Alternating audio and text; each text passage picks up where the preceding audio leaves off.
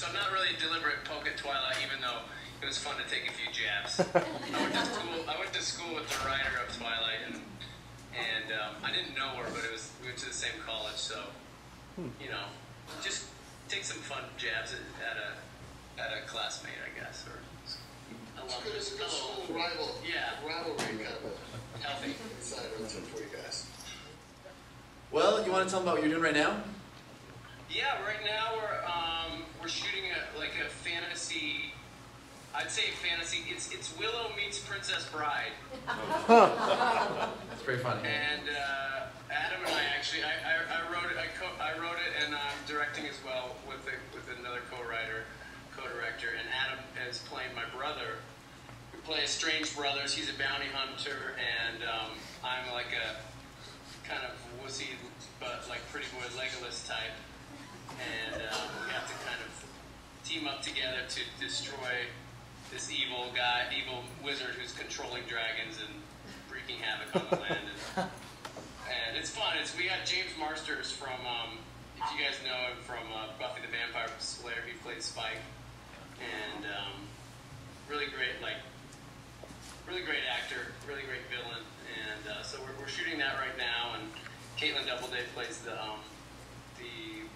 princess that we're trying to save.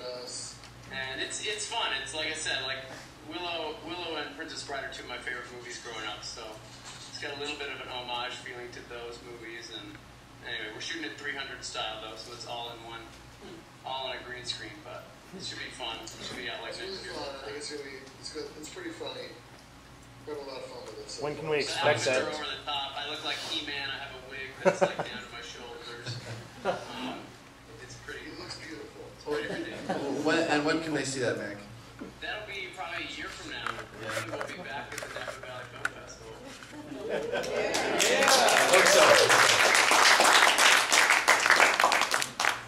Did we shoot any scenes with Gary Cole with fangs?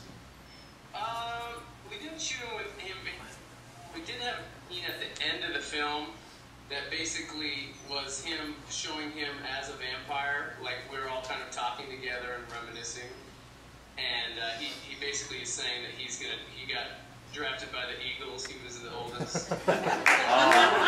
We talked about if it got like picked up by big distribution and they gave us some money, we could shoot that, but that would be expensive. Yeah, because the to thing do it right. What we shot, we just ended up thinking it kind of felt like we may put it in at the end of the credits or something, but Yes. I don't know. We didn't love how it ended the movie, and so we left it out for now. But to do it right would be expensive. And definitely if a sequel rolled around, then we'd love to have him involved as a vampire, because what were the favorite parts filming the movie for both of you? Favorite parts?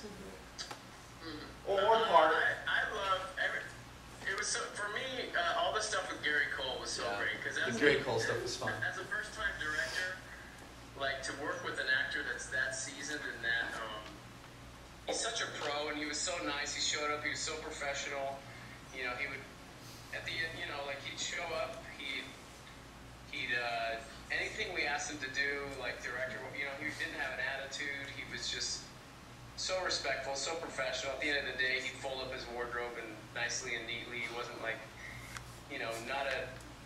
wasn't a prima donna at all, but just a professional. It was just so nice to work with him, and him and Adam had such a great chemistry on screen, and it just was.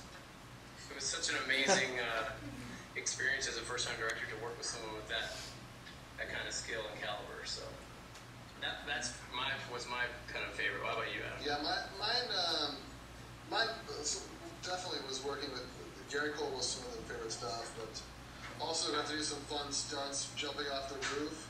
The stunts were fun, jumping on the big pads off the roof, and then anytime we got to do some good comedy, because comedy is my favorite by far to do. And so when we had scenes with Maclain and Matt and all this together, we got to kind of mess around a little bit, play with some stuff, and try some couple lines, see what we can whip up. It was really fun. I love all that stuff. Adam and I and Matt, we all met, and most of the cast, excluding Gary Cole and Julie, we we're all in an improv group together, and we've been performing together for like the last 10 years, and so we're used to messing around and having fun, and you know, so on the day we'd be changing lines, improving lines, and people would, you know, we'd shoot what we wrote, and then also afterwards we'd always give it a take, do whatever you want, and you know, a lot of times we stuck with the script, or the different things were approved, but also we would use the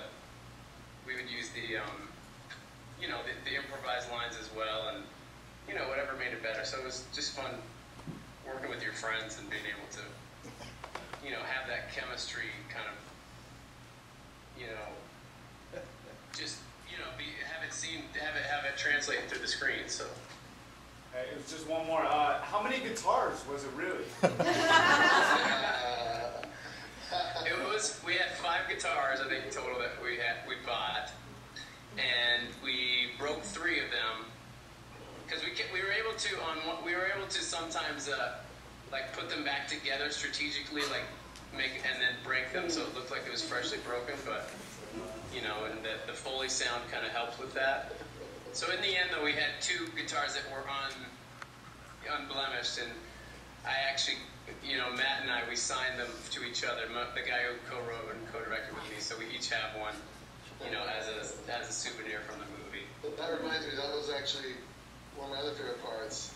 I was out there playing the song, just making up my little songs as in the scene, and Julie would, on purpose, not come into the scene when she's supposed to. Julie's the main girl, right? And yeah, those songs, all of them, they're actually, you know, they're original, just improvised on the spot by Adam. You know, we didn't pre-plan any of those, so anyway, I was very happy with those songs. We actually had one of the guys who did the score write. He wrote like a full version, and it's supposed to be at the end of the film. The version you guys saw, I don't know if it was put in there at the very end after the first song at the credits, but he did like a remix of how does it go? Mary, when I accidentally killed you that night, wasn't quite myself, wasn't quite myself. Anyway, so. There'll be a karaoke version soon. Was there any discussion of using the guitar neck as a stake? So on that one, no, you know, we didn't ever have that in the script initially, but it was a good idea, though. We should have thought of it. Sorry. What campus was it filmed at? University of Utah, sorry. The classroom stuff was University of Utah, but that building was actually the City Hall building. Yeah. That Gothic-looking building? Salt Lake County building. What's that? That Gothic-looking building? Yeah. The stone building? Yeah. It was awesome. Yeah, it's cool, huh? Anyway, we're glad Brad came out to represent. And you guys, Brad was so amazing as a producer, and you saw him in the classroom. He would do anything, so give him a pat on the back and give him a big congratulations because he was such an amazing. Thanks, Matt. Thank you. All right. Thanks, guys. Thank you very much.